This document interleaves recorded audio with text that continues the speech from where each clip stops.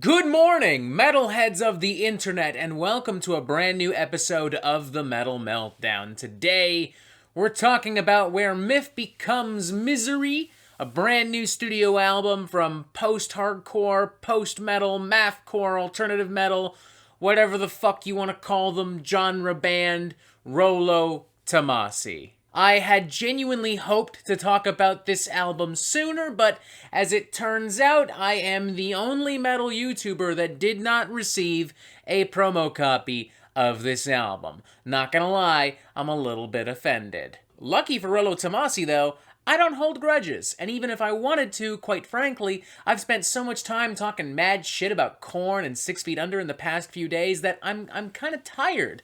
I'm ready to ditch that negativity and be positive for at least one video. Which shouldn't be especially difficult, mind you, because, spoiler alert, Where Myth Becomes Misery is a really fucking good album. Now, truth be told, my knowledge of and experience with Rolo Tomassi is pretty limited. I do remember listening to their previous studio album, and I did listen to all of the singles released in advance of this album leading up to its eventual release, but aside from that, I've never really spent a ton of time with Rolo Tomassi. For that reason, coupled with the fact that, again, I did not receive a promo copy, I wasn't really sure what to expect walking into Where Myth Becomes Misery. And as such, I was somewhat flabbergasted and, to be honest, overwhelmed by this album at first because, holy fucking hell, this is such a strange little experimental metal roller coaster. It's bold, it's dynamic, massive in size and scale, genuinely heartfelt. There are a lot of incredibly complex and punishing arrangements, contrasted with a lot of soothing and gentle arrangements. There are a lot of melodies and keyboards and soundscapes that feel more befitting of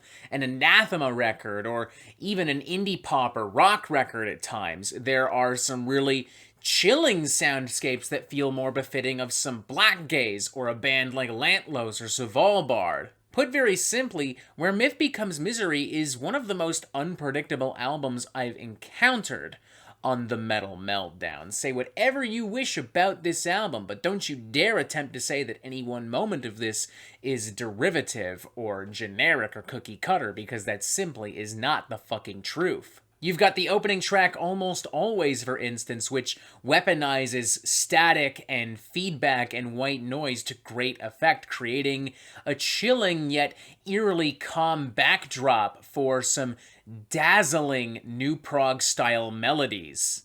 It's like the superpowered mutant hybrid of the aforementioned Anathema and Lantlos, but with just a weird little sprinkle of influence from Metric. It's eerily beautiful, as is the track Closer, which borrows some more new prog, Anathema-style melodies and rhythmic patterns, combining it with the kind of mellow and emotionally charged post-rock and shoegaze I now expect from Death Heaven on an album like Infinite Granite. It's definitely the least metal song on this album, but ironically, it's also probably my favorite song on the album. I mean, it's irresistibly colorful and pretty. Other tracks like Prescience, Mutual Ruin, Labyrinthine throw a slew of super chunky, crippling, complex grooves at you left and fucking right.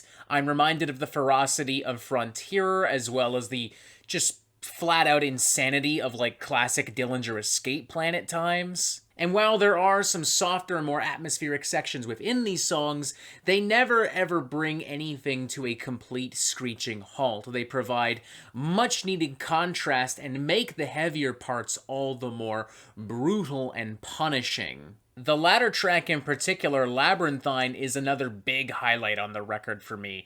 I love how sinister and venomous those black metal shrieks and roars are, and I love that super gnarly, angular groove that comes along with them. And I also love some of the clean vocals that are introduced later on. It's a pretty powerful cut. Now, as exciting as all of this is, I have to admit there are some tracks that do fall behind a little bit. For instance, Cloaked feels a little jumbled, a little messy, a little incohesive. It does start off pretty strong with this very ominous and drawn-out piece of, like, atmospheric sludge, bringing to mind some really hefty stuff from Cult of Luna, but the chorus here is one of the weakest ones on the album, and I'm really not a big fan of some of the synthesizer work that shows up later on in the track. There's also the track Drip, which spends a lot of time building tension, but not necessarily unleashing it. To be fair, when it does eventually unleash all of that tension, it's actually a pretty effective and cathartic number. But a little bit of trimming, a little bit of editing could have made this a real fucking banger. And finally, there's Stumbling, a very minimalistic piano ballad that, as far as I can tell, only really exists to provide a little bit of breathing room before the album launches into its climax. It's not like horrible or sappy or anything like that. It's just completely fucking pointless. It's empty calories. It is pure fucking filler. It does not need to be here, and if it were removed from the album would lose none of its weight or substance. I'm feeling a solid 3.5 out of 5 for this. I'm not head over heels in love with everything on this record, but the stuff I do love, I do sincerely love. And everything as a whole is well produced, well performed, very well thought out. The album is imaginative, intuitive, and as I've said many times already in this review, genuinely pretty unpredictable. The band's ability to juggle so many distinct styles over the course of one song is pretty remarkable, as is the production value. Everything gets an equal amount of time in the spotlight, and everyone knows when to reel back in order to let someone else steal the show and have their moment of glory. I'm not really sure where this would rank in the Rolo Tomassi discography, but I do know that if you're a fan of, like, super artsy-fartsy, experimental genre fusion shit, you are going to love this. If you are constantly on the hunt for weird, crazy, colorful nonsense, then there's no doubt in my mind you will thoroughly enjoy, or at least appreciate, a good chunk of this album. I have a feeling the cleaner and more melodic segments of this album will test the patience of typical metalheads just looking for a bunch of gnarly riffs and percussive beatdowns, but to be fair, this album isn't really for you. I mean, by all means, feel free to give it a shot, prove me wrong, whatever, but if nothing I've said has aroused your curiosity and grabbed your attention, I doubt the full album would. All in all, 3.5 out of 5. What a weird, fascinating little adventure this was. I really enjoyed this album. Might pick it up on vinyl. Definitely looking forward to checking out more of Rolo Tomassi's music in the very near future. And that is it for the Metal Meltdown. I'm not an expert, nor do I claim to be, so what do you think? Do you like this record? Do you not like this record? And what do you want to hear from me next? And thank you for watching. Make sure you press subscribe right here so you get updates on the Metal Meltdown fucking immediately in case you somehow are not already.